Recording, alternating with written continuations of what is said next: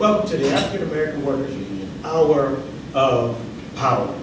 I'm Dr. Alfred Brown, Secretary Treasurer of the African American Workers Union. Calvin Clinton, President of the African American Workers.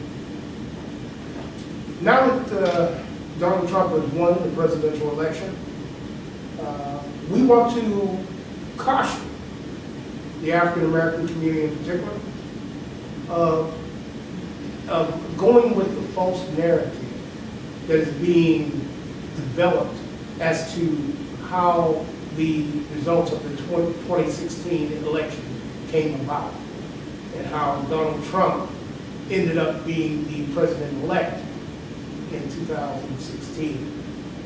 The Republicans are full of elation, and the Democrats are full of reflection and remorse. Both parties and others are also engaged in a political analysis of the outcome. One of the growing themes of this current political analysis has been that disaffected white voters, working class voters, were the difference in who won the election. I beg to differ, and we beg to differ as a union on that false narrative. While those working class voters were more enthused and slightly more numbered than usual in this election, their numbers were far less than the disillusioned African Americans, Latinos, and Bernie Sanders supporters who didn't vote as they did for Barack Obama in 2008 and 2012. Sorry. If they had voted, Hillary Clinton would have won the presidential election, and the Democrats would have increased their numbers in the House and the Senate. Like in the old saying regarding the complexity of life, this is chess, not checkers. When it comes to their motivations and voter outcomes, there were several major reasons why the election went the way it did. The post-election narrative is being spun in a way that it did not actually happen. One, many African Americans did not see themselves or their communities economically improved over the past 8 years. Two, Latinos felt they were reneged upon when it came to immigration or substantive immigration reform. But as we speak about all politics being local, these are some of the dynamics of the Democratic Party and our loyalty, almost blind loyalty, to them as a party. And as a result, it has cost us in many, many ways. But we would like to explore some of the ways locally how that has occurred. First, we have been engaged in a battle for close to 20 years to see that African Americans, Latinos, and others get a full share in the economic development pie that takes place in the city of Pittsburgh. We have fought for our apprenticeship programs to allow African Americans and others to get into the construction field to work on economic development projects here in Pittsburgh, Pennsylvania, in Allegheny County, and the state of Pennsylvania, for that matter. But the reality has been that the Democratic leadership in this city, in this county, and in this state have worked in unison with those that oppose our thrust to get more African Americans and Latinos into construction and other minorities into construction.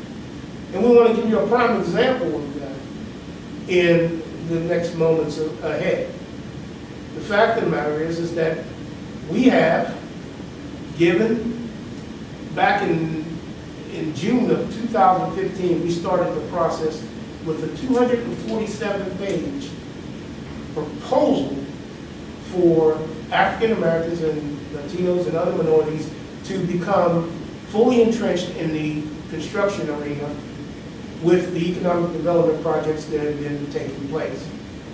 This has been over $2 billion worth of work that our people have not participated in, not in any major way. Of course, they participate always in a token way, and there's other ways, and there's ways that they get that done. We'll talk about that as well. But the reality is that some of the same black leaders that come to you every election cycle, ask you to vote for them locally, whether it be state representative, city council people, or whether it be a governor. The same people that come to you all the time to get your vote are the same people that work against you, or basically do not even try to fight for you when it comes to you being in full participation in the economic development of your own community. We've seen that in the Hill District. We have seen that in East Liberty. We've seen it in Garfield. We've seen it in other locations where African Americans make up a majority of the population, but yet, when it comes to the actual work that's being done to build the houses, the commercial buildings, or whether it's any other type of facility, then most of the times African Americans are excluded, and Latinos are practically excluded, except for those that we have found that have been either brought in as illegals to work to undermine African Americans to come and work on sites, like we saw up in Oak Hill, where we saw all the Latinos that were working there, that were actually couldn't even speak English, and we interviewed them.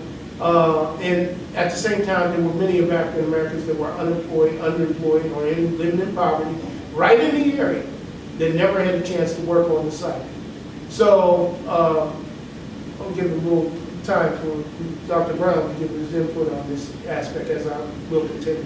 Yes, one of the things that happened in our looking at these different projects as they were being done, not only were there others working there instead of African Americans and local Latinos there, but all, these people were from out of town. They weren't even in from our area any kind of way. We checked, and the license plates on the cars, of course, they gave us some resistance about looking at these license plates, but it's totally legal and totally fair, and even the license plates of people were from out of town, so that even those who did work to displace our people were not from this area. And as Mr. Clinton spoke about the local government, he did mention county council as well as city council and all. They've all reneged on the opportunity to work with us and to work with the community. And every year they get our vote, they ask for our vote. We don't see many of them. I will have to say that at least one particular representative did have some input on an affair in the community that I went to. I went to it, and a lot of young people were there, and it was very prominently brought out that he provided the chicken for the lunch for that particular affair. But we need more than chicken in our community. We need more than that type of representation of our political leaders. And it just seems like they're just not there for us. They're there, but they're not there for us. Well, to give you a specific example of what we're speaking of in terms of them not being there for us, for our union and our members and the community, African American community and other minority communities. The reality is what we experienced with our proposal. In June of 2015, we went to the Southwest Regional Office of Tom Wolf's cabinet for the governor of the state of Pennsylvania. We went to a Southwest Regional Office, and we were given, we gave a presentation to one of his representatives there, which was a deputy director there to explain how our program worked, how it would benefit the African American community in particular, and then how we could create jobs where they are not being created right now because of the fact that the white-led unions have been up to the same game they've been playing for over 4 decades, and that is that they exclude African Americans, discriminate against them quite willingly, and basically the game that they're playing is that they make it seem like they want to include African Americans with their advertisements to say, come and join for our union, come and join our apprenticeship program. When in fact, you see the reality on the ground when the economic development, publicly tax-paid projects. I mean, these are publicly funded projects, whether they be in East Liberty, whether they've been on the Hill, whether they've been downtown, or whether they've been in other parts of the city. And then at the same time, you don't see anyone that's African American. And if you do, you see a very few token ones of them. So the reality is that we went and we said, well, we want to provide for an apprenticeship program that would allow 300 African American apprentices in particular, and 100 journeymen of our connections to work on economic development projects here in the city of Pittsburgh, whether it was in East Liberty or elsewhere. And we were told that that information, the proposal, and the letter, a letter that we sent to the governor with the proposal, indicating that we wanted to help our people get a chance to work and maintain a middle-class living with only a high school diploma and GED. Now we explained in our letter, we don't have any problems getting to be security guards. We don't have any problem getting to be working service industry jobs that are below living wages. We have no problem being working at car washes or any place else that service workers work at low income. But when it comes to getting a middle class living working in construction, one of the roots of what we came from as a African American people, and through slavery, we gained trades, and we historically built those trades. But the reality is now that it's paying, then we can't get the opportunity to work on it. And we suffer with multi-generational unemployment, underemployment, and multi-generational poverty as a result of that unemployment. And yet our young people don't get these opportunities, and even older people don't get the opportunity to work in construction. So we wanted to provide a door, and we explained to the governor, a door, a front door, by which our people could go through and get the necessary skills and training necessary in the various 15 different skill trades that we offer, whether it be carpenter, electrician, plumber, bricklayer, mason, whatever, drywall, whatever.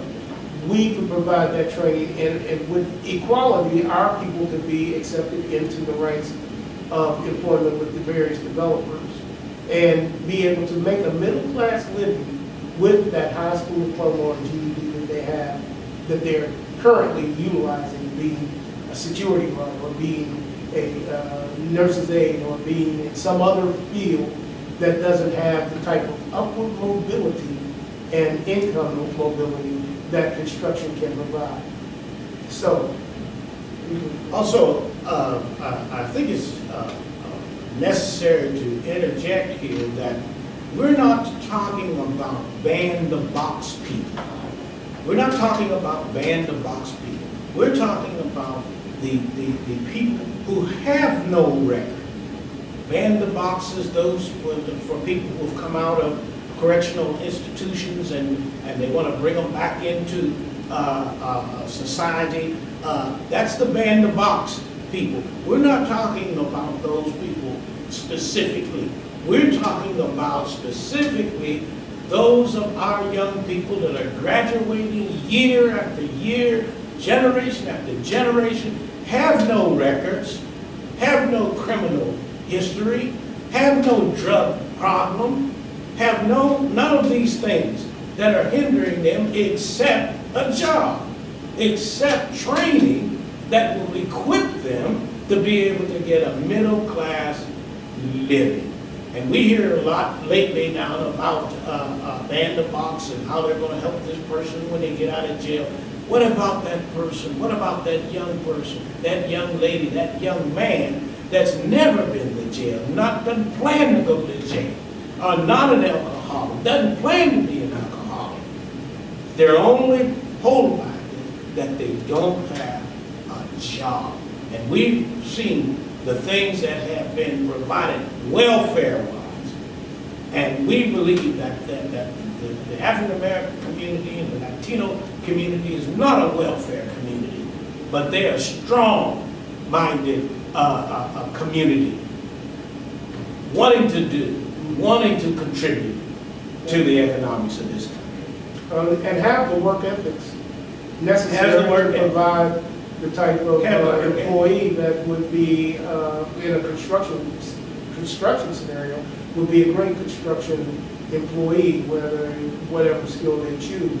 But we also want to say that we understand that and we will get to this a little later in our conversation with the public regarding the mass incarceration schemes that have been put forth that have put people in a position that they have to worry about the box.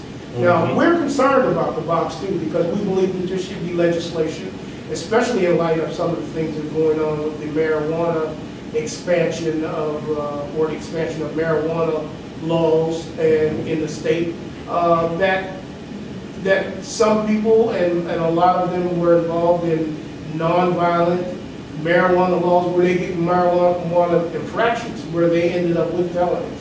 The reality is that we believe that they should get a second chance. Yeah. And we should be able to, with federal assistance or federal funds, be able to utilize them. As the other unions, what they'll do is they'll say, oh yeah, we'll go along with ban the box. But the reality is that they'll use it against them when it comes down to their application for being in one of your apprenticeship programs. Oh, I'm sorry, we can't, because with the federal funds are involved, there's some other funds are involved, and therefore we cannot utilize your services or your application for being involved in apprenticeship. We look at it a whole lot different. We look at it as people that are and have been convicted, especially with marijuana laws, that they should be, that their conviction should be vanquished when it comes to the issue of whether they can get employment with federal dollars. They should be able to get into subsidized housing with those felonies that basically should be excluded when it comes to marijuana. That was all part of the mass incarceration process for African Americans. But let me continue on this process that we went into with the Governor Tom Wolf. Now, Governor Tom Wolf administration, basically we met with Secretary Kathy Mandarino, and it was odd that we had already months ago submitted our proposal to the governor's office through the Southwest Regional Office. But apparently they had not had any knowledge of it. And whether or not it was because they told them not to send it, or whether they told them to ignore it, or whether or not they were talking about that it wasn't time for it, or whatever their excuse was. The reality was that proposal, and this is an ongoing proposal, is for our people to finally get a hold of the funds that come from economic development and is transpired through people's lives as being construction workers. It allows them to have a middle class living. It allows them to send their kids to college. It allows them to buy houses.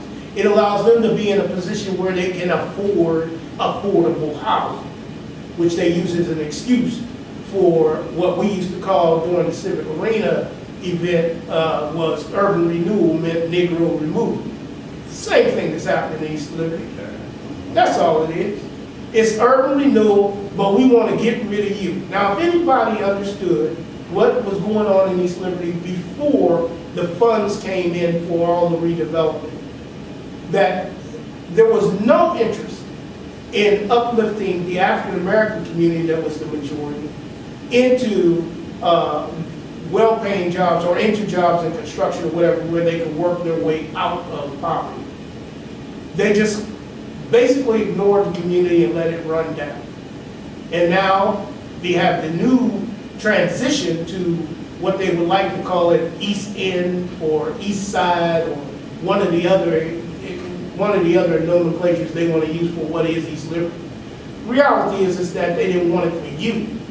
They wanted it for somebody else, and that was white females coming into the community. That's simple as that. They wanted it for white folks. They didn't want it for black. They wouldn't build it up while you were there. That's why they got rid of the high-rises. That's why they got rid of Section 8 areas and property and everything. And it's still doing it with Whole Foods, basically saying, listen, we need a supermarket. You got your Negroes got to go. We'll help you go, but you got to go somewhere else. Now, this has happened over and over and over in our community. What we were trying to do is say, listen, if you're going to build something in the community that is known to be a black community, you need to build it with us. Now, the white unions will say, no, they're not qualified, they're not ready for the kind of employment we want to offer. There are all kinds of excuses. They've been doing it ever since Nate Smith back in the time when they were building Three River State. But the reality is we have another door, and we wanted to provide that door for our people to say, listen, yeah, you can build it, but we're going to help you build it. It's not going to be 3 or 4, 5 or 6 or 10 or 15 African-American tokens or window dressing that you normally do. No, we're going to have 100 people on that site. We're going to have 150 or 200 people in the community that are working in construction. You're going to have our equality as part of your labor force in building up what you call economic development. And what really blows your mind is that there are so much money being so-called spent on workforce development. And yet, at the end of all of the spending that's been done, there's no workforce development. There's no jobs development. Now, I emphasize jobs, but what I really mean is careers. There's no careers development. Those in the white unions, they don't have jobs. They have careers. They have sent children to college, rebuilt homes, bought new ones, etc., because they have a career. And in the African American and Latino community, we have records. We don't have careers. We have records. But the African American Workers Union is here to provide training, development for our young people, our young men and women, that they can have careers, things that they can build upon, consistency in work that they might be able to do as others have done in sending their children to school, and to be able to have a decent place to live. Affordable housing it depends upon your income. It doesn't depend upon somebody giving you something. It's based on income. That's what affordable means. And we have the modem that can carry young men and women, black, African American, Latinos, to be able to have a career and to be able to do things and provide things for their families as others provide for their families. Well, yeah, that's correct. And the continuation of what our experience were with the Wolf administration, with the governor. When we met with Secretary Kathy Mandarino, we got nothing but opposition from the door. I mean, it was almost as if we were speaking to the other white labor unions ourselves, asking them directly for something. Now understand, we all pay state taxes. whether we do directly or whether we do it passively, we pay for these things, for these dollars to come into our community. Just like we do with the federal, just like we do with the local, we pay. The reality is what do we get on return on investment? Our return on investment should be that we should be part and parcel of every major or every minor economic development project that our funds, our tax dollars are involved in, and that we should be there equitably. We shouldn't be there as a token, we shouldn't be there as a window dresser, and there are programs that they put forth for that. So when we submitted our proposal to the Secretary of Labor and Industry, Kathy Mandarino, we were somewhat surprised, but we weren't surprised because we had seen so much, white racist antipathy or anger or angst against our union all along in adversity. And so we weren't surprised, but we were trying to work through it. We were giving all the logical, rational, all the statistical data that we could to show that, hey, this works. This will work. Our people will work. The community will benefit by it. Our state will benefit by it. And therefore, this is why we should be supported in this regard. Now, what people like Kathy Mandarino and the Governor Tom Wolf will support are programs that don't work. Exactly. And we've seen that. I have here an article from back in 2012, August 31st, in the Post-Gazette. Garfield Jubilee Association will receive $1.1 million in federal funding for its youth build training this year. Now, if you understand what is happening in East Liberty in terms of all the construction that took place, and all of the times that we did not see African Americans and others working, minorities working in and on those projects, and all of the past projects that have occurred since August of 2012, you understand that they will give you a lot of money not to do nothing. Not to do nothing. They will give you a lot of money not to present results or to get results. And I'm not talking about where you can have a token few that the union say, well, let them few come on over here, we'll let them be carpenters. Or let them few come over here, we'll let them be bricklayers or laborers. We're talking about whereas it makes a difference in our community as to the level of employment and poverty that we have. Significant difference. When you see people every day with work belts going home in cars, on buses from a work site that's in their community, or walking, quite frankly, because they're so close to their work. But they do these type of things. They'll fund what does not work. And they'll fund those programs because they know they can take a few tokens out of it, put them into a various construction union or a skilled trade union, and then highlight like they're doing with this program here, or the Randolph Institute locally, recently, A. Philip Randolph Institute. They know dang well they're not going to be able to do as much in terms of training people into apprenticeship. First of all, they're not even certified to do it. We are federally. Now, mind you, the state tried to nullify our state certification as a game, as a way to say, listen, we're just tired of fighting you. We're just going to take away your certification. But listen, we can still got our federal certification. We still have our certification, and we will still fight to use them. And we will not be deterred by some of the political games that the Wolf administration might come up with to try to stop us from doing it, from affecting our people, from helping our people to finally get a piece of the pie of what is economic development in our community. So yes, we did have the adversarial situation with Kathy Mandarino. She said, we don't have any money. Or when we do get the money, we'll let you know. Well, they gave $400,000 to the A. Philip Randolph Institute from the Department of Labor and Industry. And they got other money that they gave to another group of white organizations. And they had never got in touch with us once. So the reality is we want the status quo, and we want it to remain the way it is. We want you to always be looking for something to get out of the survival mode that you're in. And we've got you, and we've got your political legislators, your leadership in a box, and we're keeping it.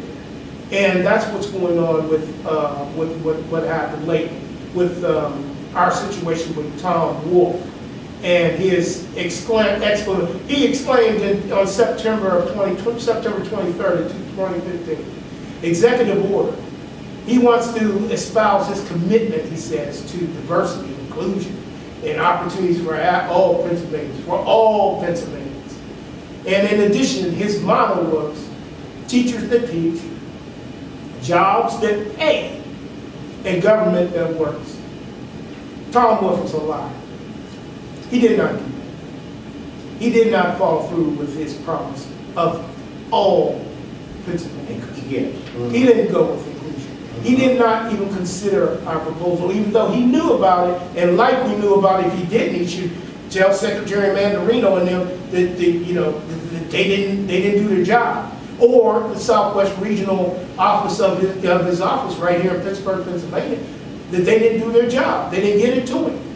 And they didn't do what was necessary for our young people, our older people, our people in general, in the African American community and in the Latino community, to really be able to really benefit from all of our tax-funded construction projects that have built up $138 million in the transportation center that they just built in East Liberty, or in Bakery Square 1, or in Bakery Square 2. A lot of our money went into supporting those particular projects. And what did we get? We got nothing but token representation and continued poverty and unemployment. It's got to stop. And not only was it's deliberate, because I contacted his office, spoke to a gentleman that was supposed to be a special advisor to him, explained our situation, told him exactly where our proposal was at. And his reaction was that he was going to contact the regional office here in Pittsburgh and have the proposal sent to him. I was supposed to get back to him. I called, no response. Every time I called back, I never could get in touch with him.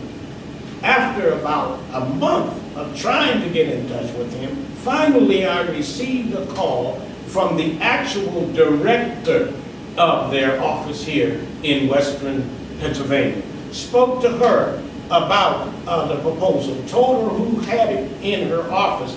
She responded that she never heard anything about our proposal or anything about our trying to get it to the governor, and there was nothing. She doesn't know why. This was her statement. I'm quoting her. I don't know why they asked me to call you. She was not aware of any of it. And this is the type of treatment that we have consistently received from our governmental representatives. And it's totally out of line. It's apparent that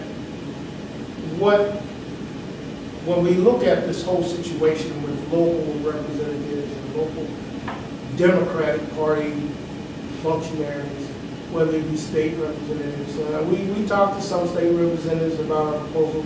Nothing was done. We talked to Jake Wheatley. Nothing was done. We have talked to Ed Gainey from time to time. Nothing is done. We've talked to city council people like Reverend Burgess, and he was interesting. He would say, "Oh, I'll help you, but you got to get somebody else to be in front to help first." I mean, he represents Homewood and East Liberty. I mean, what is there not to help when you could have 300 people from your community working in apprenticeships or working as skilled craftsmen in construction of properties that are right there in the community? their area, their communities. And what is it that you need as Someone more else. of an impetus Mhm. to do what's right? Do what's right. So when we look at what happened in 2016 with the presidential situation, and the one thing they say that even a broken clock is right 2 times a day. The reality of what Donald Trump said about our communities and our loyalty to the Democratic Party, it bears some fruit, some truth. The reality is that we have always been loyal to the African American community, to the Democratic Party for a long, long time. Decades. And not since the 40s that we, and working with Theodore Roosevelt back in his day, that we made a switch over to the Democratic Party. But since then, we have been loyal Democratic voters.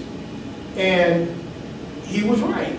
What did we really get from it? I mean, how many times do we have to be told every year that the body, African American body politic and body economic is not doing well? It's not doing well. That we